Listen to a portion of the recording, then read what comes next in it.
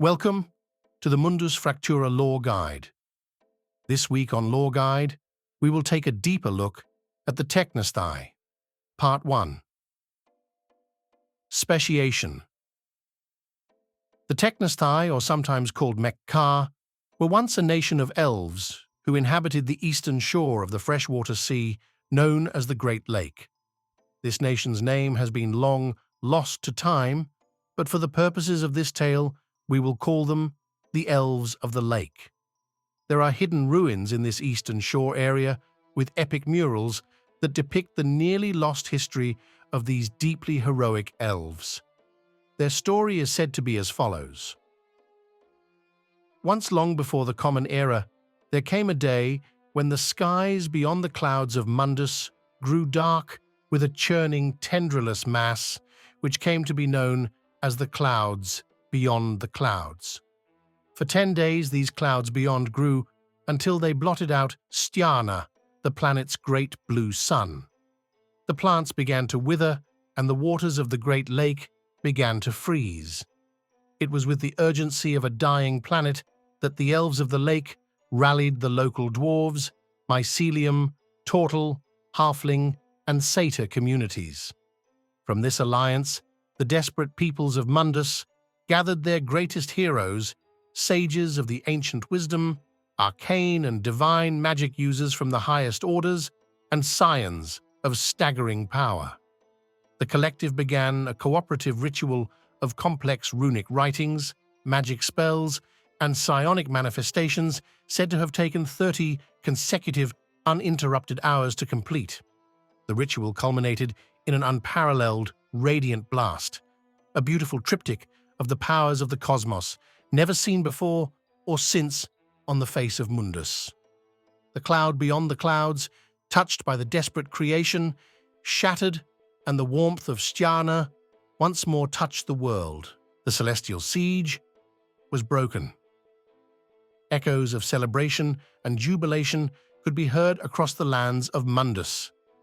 But the relief was to be short-lived by high sun of the third day following the triumph. Fire and rock rained down from the sky, pummeling the ground like fevered strikes to a great war drum.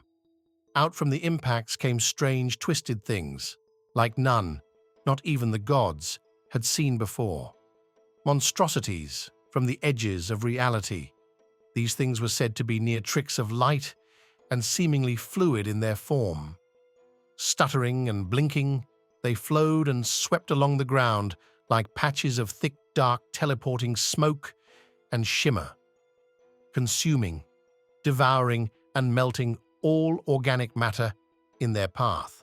Not a blade of grass, smallest flea, nor mote of mycelium spore escaped them. The Alliance quickly rallied a force to face the invaders, but there was no battle, only total catastrophic annihilation. A battlefield swept clean as if no resistance had been mounted. Perfectly sterilized plains, not a drop of blood was to be found. Shredded suits of metal armor left empty on the ground. Their leather straps and linen pads consumed along with their former occupants. Near all was lost that day, and as would hope have been as well, if not for a single spear. As the stealthiest of the halfling and elven spies surveilled the battlefield for survivors, they found something bleakly better.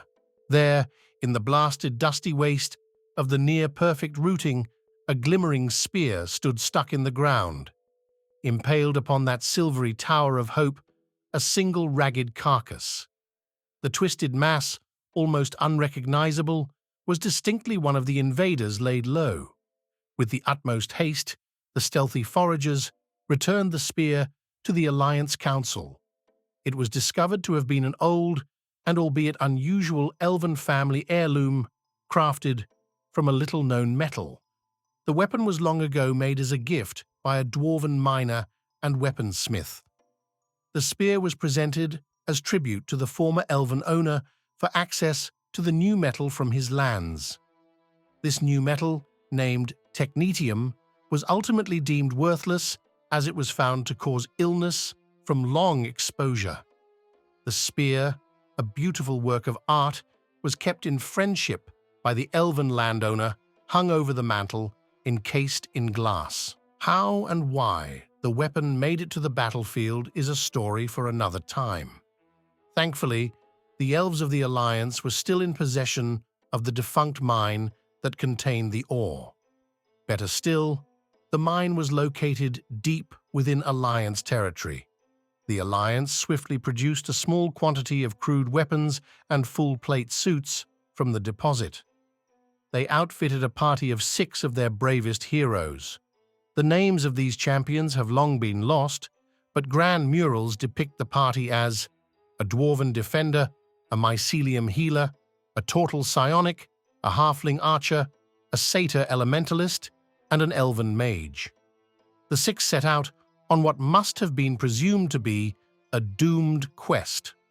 The party deftly managed to avoid detection of the main invading force and found a small isolated enclave of 2 of the invaders in a small canyon. The slaughter that followed was swift.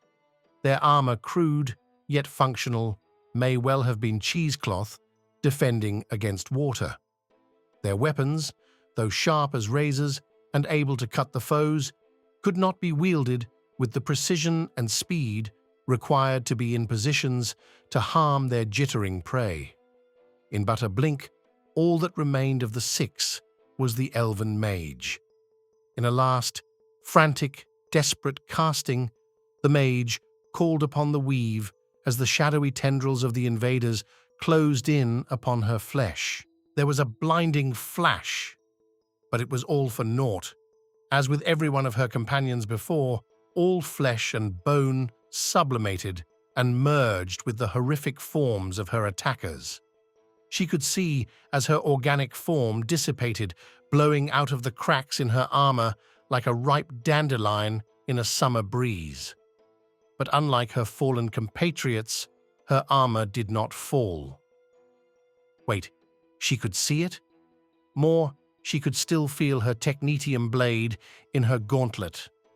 The mage's instinct took hold, and with terrifying speed, she lashed out at them. Slashing, hit after savage hit with her crude great sword. Lo, the foul adversaries lay at her feet, dispatched with such agility and quickness that even the dim pre-dawn light was left to catch up with her actions. How her mind must have raced. Claustrophobic waves assailing her mind as she clawed at her shining gauntlets, frantically groping to remove the metal cladding to see the extent of the wounds to her flesh. But they would not come loose, no matter how hard she struggled and thrashed. Not a single segment of the armor would. Unbridled panic washed over her, and she screamed. But as the horrid sound poured from her, the panic turned to abject terror. The distorted voice was not her own. And in that moment, the first of the Tekhnasthai was born. That is all for this time. I hope you have enjoyed this episode. Please return next week for part 2. Thank you for listening. Goodbye for now.